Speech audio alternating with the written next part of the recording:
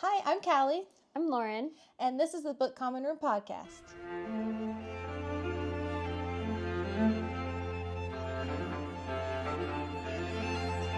Welcome back, everybody. We are so excited to get into our Twilight and Vampyre episode, full of spoilers, which we need to actually do a newer book where the spoilers is actually like a thing. Yes.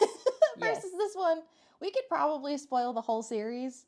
Even though we're talking about the first book, and it'll be fine. And everybody's like, we know. We know. We know, we know. You were one of the very few that didn't. I know. But I watched the movies first. Yes, you did. I That never was a fun read. time. So, did you read the books before you watched the movies? Oh, yeah. I read the books when I was like 12, 13. And then I didn't watch the movies. I think Breaking Dawn Part 1 was coming out. I was going to say, how quickly Maybe. did they make the movies? I think it was pretty quick. Let's Google a timeline. Because I'm like, that's kind of insane. You're a first-time author, and they're like, we're going to make a moving picture for your book. And I wonder if they were riding, like, the waves of Stephenie Meyer's because it was such a popular book. Probably. That they were like, oh, people are going to love the movie. Let's make a movie. I don't know. Let's see here. Twilight, I do enjoy the movies, though. Book 1. Twilight Book 1 came out in 2008. Twilight movie also came out in 2008. What? Yeah, so the first book came out and they made a movie. Hey guys, editing Callie here. There needs to be police sirens going or something. Misinformation police alert. I am 100% wrong. So the Twilight book was published October 5th, 2005.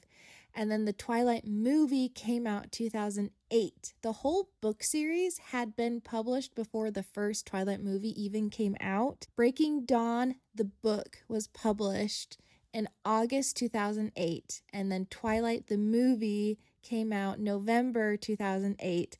So I'm totally wrong. I was correct, though, the age I did read it.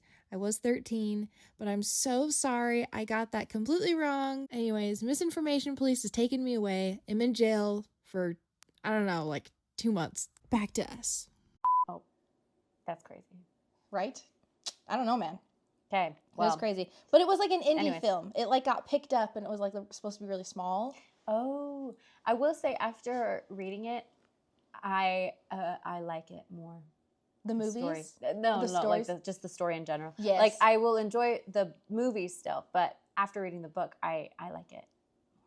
Because I'm like, this is a little bit better. A little bit. Yeah. Just a little. Just a wee the bit. cringy dialogue is just a little less cringy. Yes.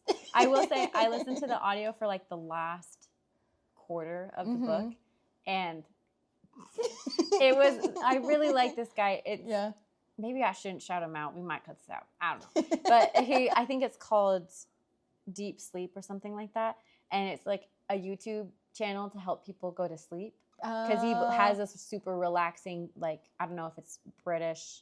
It's very subtle accent while he reads and has rain in the background. Oh. And it was very nice. Nice. But listening to him do the audio for Edward and Bella, I was like, oh my goodness, this is so bad. I listened, so I read the whole series when I was 12, 13. Uh-huh. And then I reread it for this, but then I didn't read Midnight Sun, Edward's perspective, if you guys don't know, when it came out, because I remember it coming out, but I was like, I don't need to read this. Mm-hmm. And I listened to it also. Yeah. And I was cackling. I was at work, just on the computer, and I would just start laughing. Like, what the heck? It was a little ridiculous, but it's okay. It's all right. Anyways. Okay. This is our second episode. Yes. So we usually don't talk about what we've been reading or anything. Yes. But this is also the first time we haven't filmed 2 episodes in a row, so I feel a little weird. We have a wardrobe I feel like change. I need to, I know, right? Ta-da. Oh, I'm in my Fork sweatshirt. The microphone is... My family went to Seattle, and then we went to just the Pacific Northwest. Yeah. And it stayed in a cabin. It was a lot of fun.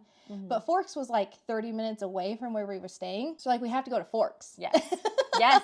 I thought for a second you guys just went to Forks to go to Forks. Oh. Which I did not judge, because I was I would do the same thing. Because after reading that, I'm I kind of want to live in Forks. Well, so we kind of did go to Forks just to go to Forks, but it was for like family reasons, not like Twilight reasons. Yeah. But it became a Twilight day anyways. I love that. Did you guys go to like a little diner? We did go to a diner. We went to, so everything in Forks, Washington is like book stuff. Movie stuff is in, I think it's Seattle. It's not in Seattle. Well, where they filmed the movies. Oh. Oregon? Is it in Oregon? I think it's in Oregon. I think it's in Portland. I was going to say, that makes sense. Yeah. So, like, movie stuff, you have to go to Oregon. But, like, book stuff, so they've got, like, book accurate, like, Bella's house. And, like, book accurate Colin house. So, it's pretty cool. It looks different. I was going to say, the Colin house in the book is way different than the movie. The movie is, like, modern. But in the book, it's, like, this house is 800 years old, but it's been, like, restored. Yeah. And it was, like, white and, like, I'm thinking, like, it has, like, the peaked, sharp roof edges. Anyways. Renee, she is a designer, an interior designer. Oh, I forgot about that. Yeah. She likes to buy houses and then build them up. That's how they get their money, is they buy real estate and fix it and then sell it. Oh, well, I just thought Carlisle was a doctor for like ever. And so this is a little bit of lore before I guess we really get into the nitty gritty of it. Do we know this from other books? Because I don't like. It's in Midnight talk Sun. About it in this book. It's so you get bits and pieces of it as you keep. Okay, hold on. Let me pause. Okay. I feel like what Stephenie Meyer did. I could be wrong. This is what I think. She wrote the first book and just had fun. Okay. And just like had fun with it. She wrote it. And then she was like, it got popular. She's like, oh, I'll keep writing then. Mm-hmm. So then she wrote New Moon. And I also still think it was just like fun for her. Mm-hmm. Like she wanted to have this love triangle with a werewolf. Because I was going to say, there's not really a plot. No. At all. It's just like two characters obsessing over each other. Yeah. Yeah. Yep. That's a good description. Thank you. And then by the time you get to the third book, she's like, oh, maybe I should start thinking about this. So then she starts adding in a plot by the third one. And then, so like the last two, like she expands her world a little bit more. And then she explains the Colons' background and history more. And then once you get to Midnight Sun, which came out after the whole series, she starts adding in, like, how did the Colons get their money? Okay. Basically, Alice can see the future. Yes. So they would, like, know when to invest and stuff like that. I feel like I did know about that. Feels like is illegal. Yeah. That's kind of really crazy. Yes. The market is going to be really good. It's about to drop. Anyways, that's crazy. Yeah, and they have, like, inheritance from, like ancestors that they would like pass along to themselves when they like gained their new identity, but it's just them passing their money back to themselves. That's kind of crazy. Yes. Wow. Well, anyways, a little bit of history there, but let's get into the Vampyre first. Oh, I feel like that would be a good place to start. Did we want to talk about books? Maybe it's we've spent a lot of time just rambling. I don't know if you want to. I also haven't really read anything. I've just been playing a lot of The Ghost of Yotei. Have you heard of this game? It takes place in Hokkaido, Japan, and you're basically a mercenary. Yes. I saw commercials for this. If you have a PlayStation and you haven't played Ghost of Yotei, you have to do. Yes. That's what's been consuming all of my time. It's a pretty game. Oh my gosh. It's so pretty. It reminds me of pretty. Elden Ring or like Mortal Kombat a little bit. Yeah. But it's a lot prettier. Because when I saw the ad for it, I thought it was Mortal Kombat. But then it was like Ghost. And then I was like, what the? This is a completely different game. It's so cool. And I lived in Hokkaido for a couple of years. It looks totally different. But because it's like ancient. Rural. But yes, it's so fun. Okay. I love it. The Vampyre. Yes. What did you think? Okay. I'm going to be switching to Polidori. I'm going to be so transparent. The academic in me is like failed. But I had to, for time reasons, I figured I would listen to it. And I listened to it, and I can't tell you what it's about. I listened to it in the car. Literally, it's like an hour listen. Yeah. Like, not long. Uh-uh. And I don't really know what happened. I lost track of, like, characters. It was hard to keep track of, okay? Like, harder than Dickens for me, okay? Well, we're talking about a story that has no plot. Literally. This is a story that doesn't have a plot. It set the precedent for vampire stories to not really have plots. The plot is you have an undead, beautiful thing. Aristocrat. Yeah. Anyways, so I couldn't tell you what it was about, but I understand the tropes. And what's crazy to me is that the image of the vampire has not changed. It's crazy to me because last time we kind of were talking about like the evolution of, there is none. Okay. I don't think we went from the vampire to Dracula. And Dracula had a little bit more to it, but it was still like the same archetype. And then you've got like Buffy and like all of those other like vampire stuff, and it's just kind of all the same. It really is the same. They're all like seductive. Yep. Like they lure them in, and like Stephenie Meyer does play along with that a lot. Like they're the perfect predators. Yep. Because they like draw you in or whatever. And so I just was like shocked that it didn't change, and this is all based on Byron. Lordy B lives on. He like is immortalized as a vampire, which is crazy. Anyways, that's my spiel of the vampire. Couldn't tell you what it's about exactly. It's interesting. It's an interesting read. Anyways, those were my thoughts of the vampire. Also, I'm sorry if it looks different. Yes. I broke the tripod. It's okay. We'll show you guys. I feel like we need to address this because it's gonna be a big change. So we're filming on my phone right now. Mm-hmm. Is this better? I think it is. I honestly think it looks better. Also, and we can see us. And also the light is actually like where I think it should be. Yeah. Because, it didn't work behind the camera. No. Or in front. So we had it kind of in the corner. Side. We're trying to do like the 3-point lighting. Because we had like the window. Yeah. It's okay. Anyway. I think this is great. Also, this is more like the camera is kind of old. That we that camera. It's a great digital camera, but it is old. It works. Yes.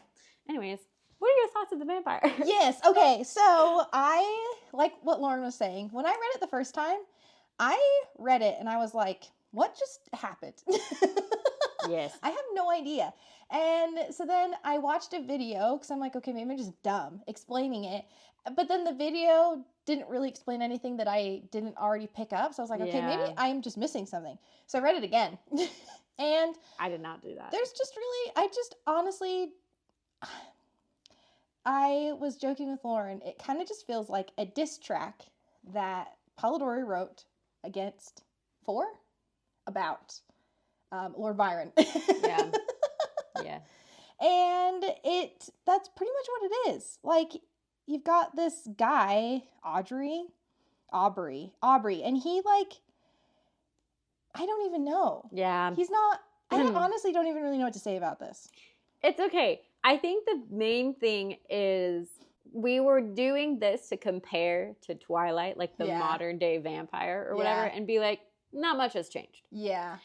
This seemed more like, I don't know, like I feel like all the tropes are kind of there. Mm-hmm. The interesting thing is there's a letter at the beginning of this book. Yeah, so I honestly don't even know what edition this is. I just found it on Amazon. It doesn't have an edition. It's a cool name. cover. It's a cool cover. But there's the extract of a letter from Geneva on here. Yeah. And I read the letter, and honestly, there's this like little poem in there that's talking about vampires. And I thought it was really good. We speculate Byron wrote that. Probably. Not Polidori. But you have more about this letter. The tea behind this. Yes. Okay. The whole thing is, this, I feel like we talked about this in the last episode. A lot of this is speculation. Yes. Yeah. Like, I think a lot of people present these things as, like, this is how it was. I don't think so. I think there's a lot of things we don't know. And, like, a lot of he said, she said, even in, like, primary sources of, like, letters and stuff. But essentially, it's a false attribution. The letter was, like, likely a calculated move by the magazine to get it circulated more by attributing it to Lord Byron, even though Polidori wrote it. They also mentioned, what's the gal's name that wrote Frankenstein? Oh, Mary Shelley. Mary Shelley and her husband. Like, it name dropped all of those people. It name dropped people to get people to read it. Yeah. And it's so short. It's so short. which might be why it got like pretty popular, is because it associated it with Byron and Shelley, who were pretty established authors at that point. Well, there is this shocking element at the end. This is the one thing that I was like, this, I can see why it became popular, because you've got this character at the beginning, Lord Ruthven, who's this aristocrat, and he's really handsome and can talk to anybody, and he hires Aubrey, a physician. Aubrey, sorry about that. Aubrey as a physician. Yes. Do we see what's going on? And they but Aubrey like leaves him because he corrupts all of the women that he comes across and just corrupts everybody. And then he eventually becomes a vampire, and then he kills Aubrey's sister in the end. So there is this level of like, what? What do you mean? Yeah, no, it's so true. And also what's weird is I'm curious to know if the publishing company did this after Polidori wrote it all, because it's kind of crazy because he wrote it to make this like callous, cruel character and be like, Byron, this is like inspired by Byron. And then the magazine did this letter to soften Byron's image. Yeah. Because they wanted to associate him with it, but to associate him with it, they also needed to not make Byron hate them. So they were like, let's soften his character. Yeah. I don't know. So anyways, that's the whole spiel of like this letter at the beginning of the book, which is like a good quarter of the drama. First book. Yeah, it is literally. Okay, yeah, people are like, nowadays there's just so much. No, if Byron and Polidori had social media, that would be nuts. That would be. I think it would be worse than today. Literally, well, the whole thing right now. Have you heard with like Taylor Swift and her like diss track against Charlie XCX? What?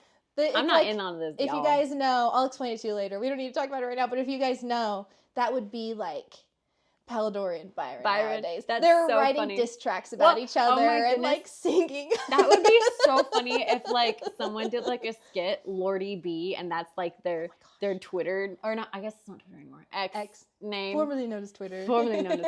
Like have that, and then oh my goodness, that'd be so funny. And then like Polidori, like you can create like their own like little anyways. What would the drama sound like? I think we could do them justice.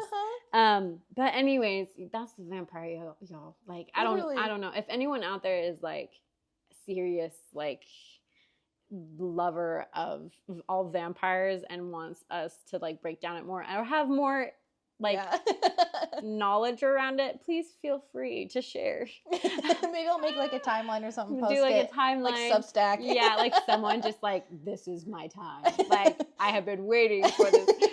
Doubt it, but if you are, like, we're sorry, because the vampire just it didn't speak to me. No. Yeah. It was not a Frankenstein. That's for sure. It was not a Frankenstein. I thought like the first paragraph was really good, which is probably what Lord Byron wrote. And then as soon as Polidori jumped in, it was a lot of like, he did this and he said this and this was scandalous. And it felt very accusatory. Whereas Byron's like first paragraph really prose. Like set it up, had good prose, and I was digging it. And yeah, sorry, John. Sorry, John. Like maybe you had other stuff. It kind of stinks that this is what's popular, because if we were honestly, yeah, I mean, Twilight's not that much better. No, it's a lot of he said, she said as well. Yes, but there is some things that I enjoyed about it. Yeah, but anyways, I feel like we can be done talking about the vampire. Okay, and we're done. And let's go to Twilight. We're moving to Twilight. Okay, Lauren, first time reader. What did you think? Oh, boy. First off, I feel like I have to address something that was suggested in the last episode. Yes. You had compared Stephenie Meyers to Sarah J. Maas. I did. Blasphemy! Blasphemy! I call blasphemy! Okay, I have to say... Okay. I totally get where you're coming from, though. I get where you're coming from. It has she smelled of strawberries. And, like, it has a lot of that kind of stuff.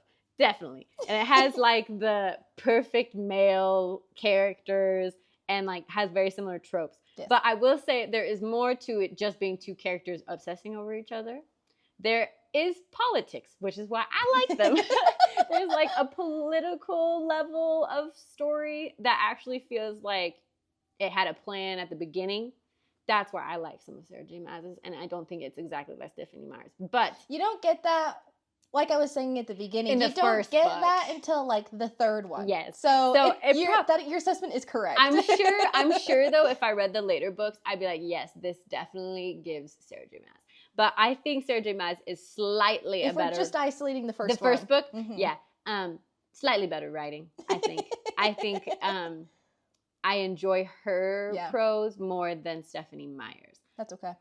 But also, I understand what this book was doing, and I had two different lenses going in. I had the lens where I was like, "Oh my gosh, this is ridiculous," and then I also was like, "Go, go, go, go, go!" Like, I just felt like I could tap into my teenage heart, and also I just graduated with an English degree heart, and I'm reading Twilight. Yeah. So I was able to like walk the line, y'all. But I say y'all a lot. I haven't even. You're from Oklahoma. I don't know if we want to drop that. I don't care. You're the one that's actually like from the South, and I'm like not. I'm from Las Vegas. I don't know what happened, but anyways, cut that out. That's my spiel. But I really liked Twilight. Actually, I'm shocked, honestly, that you liked it. I was really expecting. I never really hated on a book. See, I was expecting like to show up and you're going to be like, why did we do this? Why did we do this?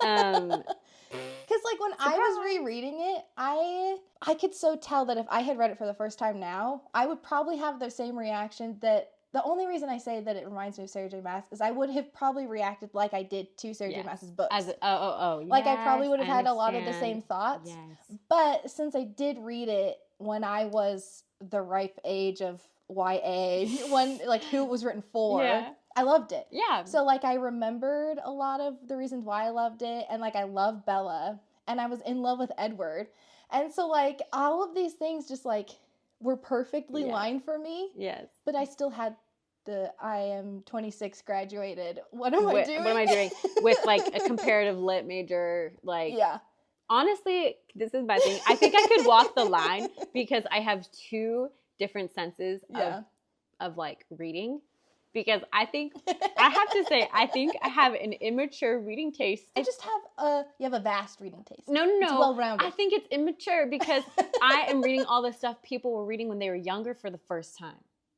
Does that make sense? True. And so now I'm like reading YA Hunger stuff. Games, and you had never read that before. No, and so now I like am suddenly like my inner child is like being fed. Yeah. Like the books I should have been reading. And so I feel like I really like those books because those are just books I've been reading. But then there's the academic side where I'm like, I'm able to read Dickens, but also enjoy Twilight. Yeah. Okay. But I really liked Twilight. I enjoyed it. I enjoyed Bella. But I was like, dang, like Stephenie Meyer's, I don't know if we want to have this in here. Seems like she wrote this and she was just horny. Oh, yes. Because I just am like, this is so like rubbed her spine and like stroked her jaw and like kissed the hollow of her neck. And I'm like, whoa, like little kids were reading this. This is crazy. This was like a sexual awakening for kids. Okay. Listen, as a 12-year-old, it doesn't seem explicit. Okay. Because I was reading this and I was like, ooh, this is all that it is, though. It is. That okay. True. How did y'all miss that? I don't know. Like, it was staring me in the face. Okay, your little peepers were being exposed to this. I don't know. I enjoyed it, but I also was like, wow. Like, this is what my sister read when she was in 7th grade? Yeah. That's crazy. Yeah, that sounds about right. Anyways, but I did enjoy it. Grade. It was good. I love Charlie. I like Bella as a character. Yeah. I thought she was great. And I liked the vampires as characters. I felt like they weren't, like, stock characters. I felt like they had, like, personalities. I liked it. So. That's good. That's good. I'm glad. And I would recommend people reading it. It was fun. But I also was like, dang. Dang. Dang. My question for you then is... okay. I have a follow-up question. Oh, sorry. So, like, for me, I feel like this book to me is fun to read, but it's not good. Oh, yes. But then, like, why do you think it was so popular? Like, why do you think this hit? Because, like, we're reading it, and we can see why it's fun, but it's not good. I feel like as a collective, a lot of times people will see something that's not good and just, like, push under the rug? Like, why do you think it was so popular at the time? I feel like you'll be able to answer this so much better than me. Because I feel like I'm like... Even today. Well, we could talk about today. Yeah, it's had a resurgence. It really has. Well, probably because she brought in a book that was like Edward's perspective recently. And also the Twilight movies are just such a like, there's such a like cult following around them. Like the megaplexes were doing like marathons with Twilight. And honestly, I was like, I would do that. So anyways, but I think so. I think that's part of the resurgence. And also it just, I don't know. I think it's it. How can I articulate this well? I feel like it has the tropes that we've like talked about before that just people really enjoy because it's easy to read. Yeah. Like, I don't know. A lot of people really like romance, and they like. And the thing is, though, it's interesting. You think of the Brontes, and you have these romances between 40-year-olds and like 18-year-olds. Yeah. Maybe 15-year-olds. Yeah. Like, I think Catherine. Yeah. And in Wuthering Heights. But then you get monsters, and somehow it's more attractive to have a 100-year-old monster that's immortal and a 17-year-old. Yeah. And that's a little bit easier to digest somehow. Okay. Because like other people that read the Brontes, that's like it for them. They like are like, that's weird. Yeah. But you read Twilight and it's like, make them immortal and then it's fine. Yeah, it's fine. So I feel like it definitely taps into like tropes that like that are popular for people because they're easy to read and they're entertaining. Yeah. So I think it's more of just like there isn't anything that's making it hard for them to read it, I guess. And she made it very entertaining. And also, I don't know, vampires are made to be sexy and seductive and scary, but like I don't know, luring. There's this thrill to it. Yes. Yeah. So I don't know. That was it for me because I was like, I obviously gobbled it up. And so I think that's kind of the reason is like, it was just really easy. You could just sit and read and read and read. Anyways. Yeah, because I was thinking about like in like our podcast setting, if we're going to take this as like reading as a whole. Yeah. Like what has Twilight done really? Because a lot of people would say that Twilight has done negative stuff for the reading world because like, I don't know, people would take it, like you have 50 Shades of Grey that came out of Twilight. Like if Twilight didn't exist, 50 Shades of Grey wouldn't have existed. That's crazy. And like there's just tons of stuff like that. So I could see like academics who think that it negatively impacted the reading world, but I don't know, is it negative? Or is it just like an impact and people like it? I think it's just an impact. And people that say this is negatively impacted, I think they take it personally. Yeah. Because I don't know. I think Twilight did good things. Like it got people to read. Yes. Which I know we've had like discussions about that. Like it gets people to read, but are they reading the right stuff? Yeah. But I think it's fine. Like I think it gets people to read, and obviously it got you to read when you were younger. And look at all the books you've read now. Yeah. Like it hasn't like negatively impacted how you consume other literature. I can still critically look at Twilight and be like, yeah, I know. Like I can still in the same breath say I liked it, but also it's cringe. Yes. And so I don't think it's like negatively impacted. If anything, I think it's caused my sister to love October for like what it is because of Twilight. Like it's I feel an aesthetic. Like like I think Twilight is such a it's like an aesthetic. It gives the fall vibe.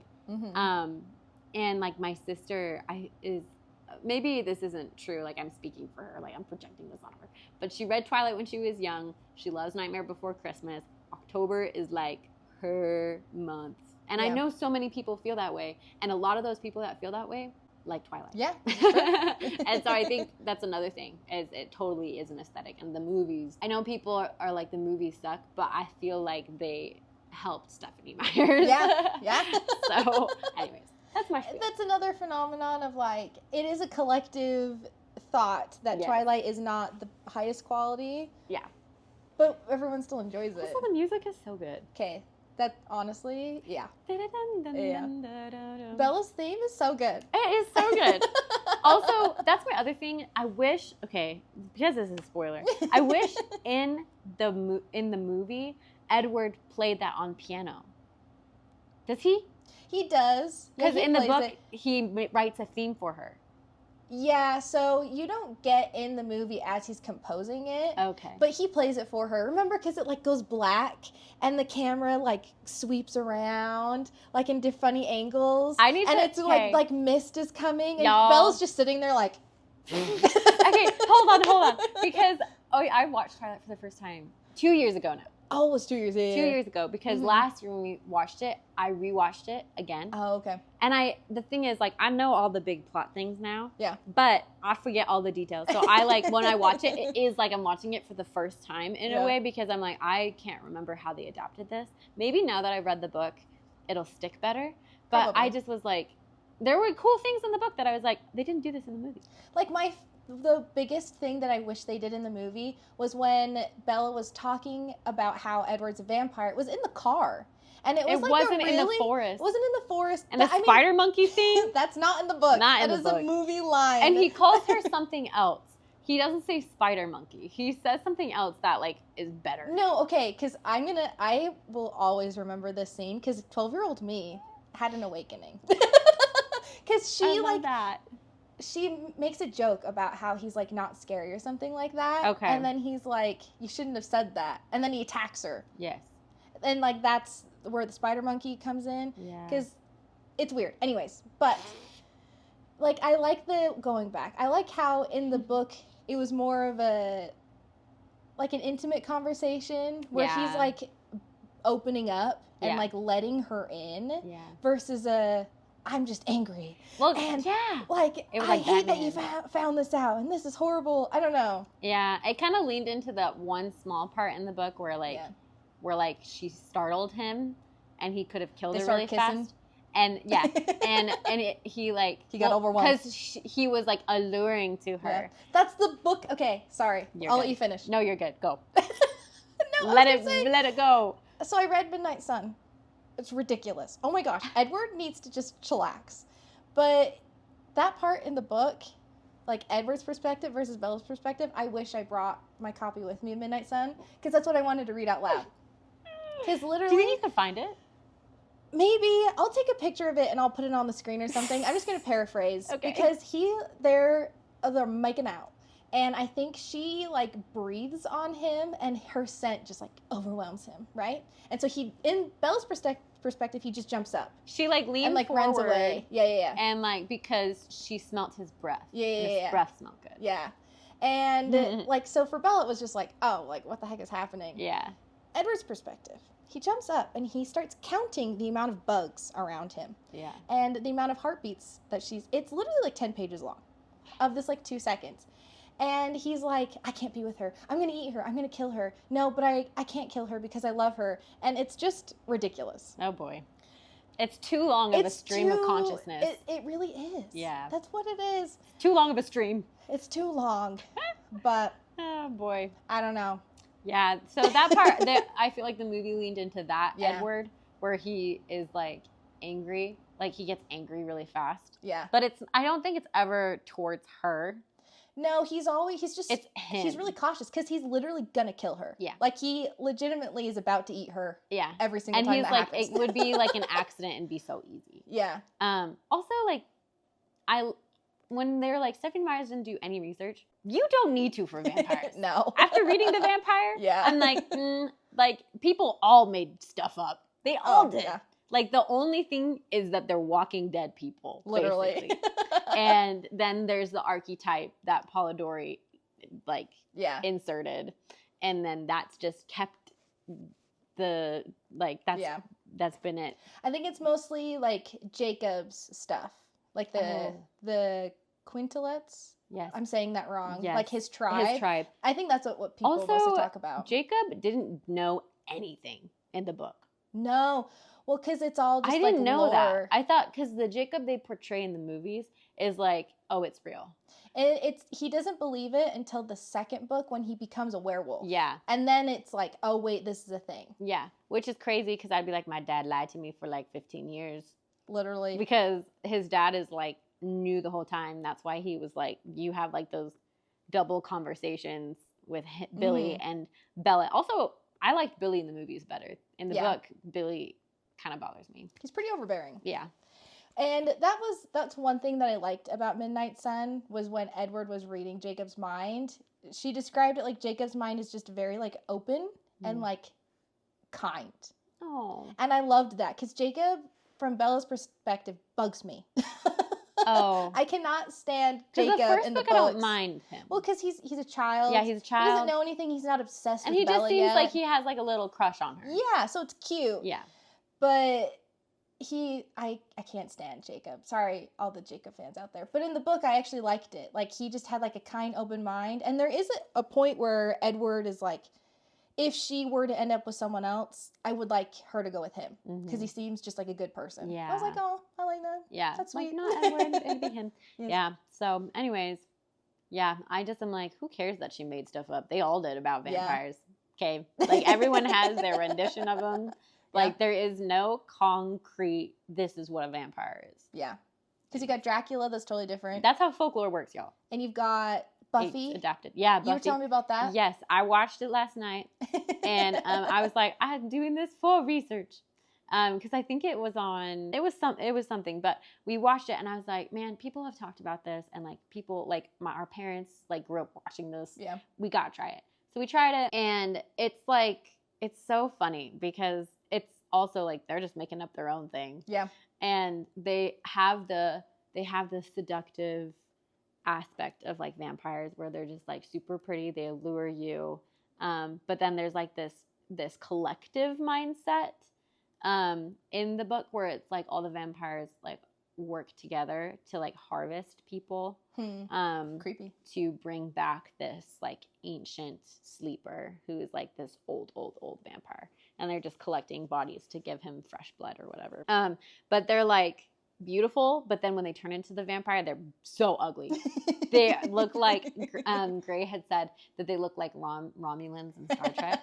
That's a good description. Yeah, because they're not very attractive when they turn into the monster. Yeah. So that was what was different. And then I feel like it taps into the like coffins and like the crosses and the stakes, which Stephenie Meyer doesn't really do that. No. I actually prefer her vampires.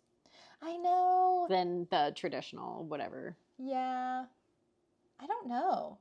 It's just so different. Like, I think she kind of leaned into it a little bit with Carlisle. Like, I don't think any of them are necessarily religious. Like, Edward has explained it that he doesn't believe he has a god, but Bella has a god, is how he explained it. Oh, like, because he's dead? Yeah, because he's been damned, basically. Oh. And so, like, he doesn't have a soul, so if he doesn't have a soul, then... This is the other Midnight Sun thing that I actually thought was a little interesting. But, like, Carlisle doesn't necessarily believe it, but it's there. So, like, they have a cross in their house. Oh, yeah, they do. And he's got, like, really cool paintings in his office. Yeah. Like, so she kept some of it there, but she definitely made her own thing. Yeah, she did her own thing. But I really enjoyed it. I would recommend it. I'd probably have my kids read it. Yeah. Eventually. It's a fun, like, 15, 16, just, like, teen book when you're, like, wanting to, like, get into romance. Yeah. It's there. It's there. But it's fun. I know. And I bet if I had read this when I was younger, I'd probably, like, not notice any of the other things. But no. As an adult, I'm like, ooh. It is there. And it is actually at the forefront. But that's scary. But anyways, yeah. Love this discussion about vampires. It's fun. It is fun. I hope you guys are having fun. Halloween time? Yes. Halloween, candy, fall, before it gets freaking cold outside. Depending on where you are. It's starting to get cold here. Yeah, which I like. I just don't want it to go straight to, like, snow. I know. I like the weather it's at right now. Yes, me too. Like 60s? Yes. It's my favorite. But we're excited for November. Yes. We will be reading Louisa Alcott? Yeah. And we're going to do Her Little Woman. I'm so excited. I've never read it before. We felt like it was a good November book. Mm-hmm. I think y'all, like, I remember when I was a kid I told Grady when I was in sixth grade. And in my school, 6th grade is the beginning of middle school. Mm-hmm. Other places, it's 7th grade. Anyways, it was like the big kid school. And I liked this kid because he was reading Little Women. I love that so And his name was Obi. Like Oh, Obi-Wan. so cute. Anyways, I was obsessed with this kid. Yeah. He was a fast runner because when we played tag and he was reading Little Women. Oh, I love that. And I told Gray about that. I was like, you gotta I like catch up, this man. kid because of the books he read. Uh-huh. But anyways, we're super excited. Reads good books. He does. That's part of the charm, Yeah. you know. But anyways, I love Little Women. I know the story. I grew up on it. I never actually read it though. So I know I have read it before, but it's been a few years. I'm excited to reread it because I'm just gonna preface this now because Meg bugged me in the book. So I'm curious to see if as I've gotten older that'll change. Yeah. So I'm curious. Yeah. Because they all represent very different dreams that I feel like women have. Yes. I'm super excited to read it. So good. And then we're just gonna have to watch it. Yeah. When me and my sisters, we went to the play and like, you know, there's like 4 of us. So we were like, But the thing is, it's so funny. We were talking about all the associated characters. And wait, which one are you? I'm Beth. You are though. My older sister is Meg. Uh-huh. The second oldest sister is Jo. Yep. You know who I'm talking about. Yep. The youngest sister is very much Amy. Oh yeah. And I'm Beth. Yeah. I'm Beth. Which is not a problem. Like I like Beth, but also that's hilarious. Beth is the best one out of all of them, but I'm we also won't spoil it. I'm also Yep. I'm Beth. Anyways. We'll have to play have you seen the Friends episode when Joey Yes. We're going to have to clip that in there. Yes, we should totally do that. Thanks for yapping with us about vampires. Yeah, or listening to us yap I about feel like this one was just kind of a fun little ramble, not super academic. Yeah. We ranged. Yeah, we do. All right, we'll see you next time. Bye.